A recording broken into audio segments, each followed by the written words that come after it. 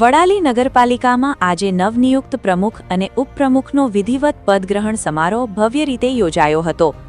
તાજેતરમાં યોજાયેલી નગરપાલિકાની સામાન્ય ચૂંટણીમાં કોંગ્રેસે 24માંથી 20 બેઠકો પર જીત મેળવી સ્પષ્ટ બહુમતી હાંસલ કરી હતી, જ્યારે ભાજપને 4 બેઠકો મળી હતી. ચૂંટણી પરિણામો બાદ પ્રમુખ અને ઉપપ્રમુખના હોદ્દાને લઈને પક્ષમાં આંતરિક ચર્ચા અને ખેંચતાણ જોવા મળી હતી. જો કે આખરે તમામ વિવાદોનો અંત લાવી પક્ષ દ્વારા નામોની સત્તાવાર જાહેરાત કરવામાં આવી હતી.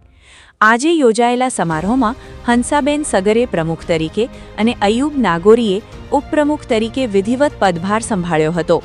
સમારોહ દરમિયાન નગરપાલિકાના સભ્યો, કાર્યકરો અને મોટી સંખ્યામાં સ્થાનિક લોકો ઉપસ્થિત રહ્યા હતા.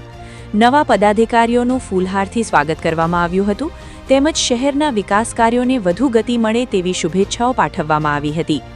સમગ્ર કાર્યક્રમ ઉત્સાહભેર અને ઉજવણીના માહોલ વચ્ચે સંપન્ન થયો હતો. બ્યુરો રિપોર્ટ, ખબર વડાલી, સાબરકાંઠા.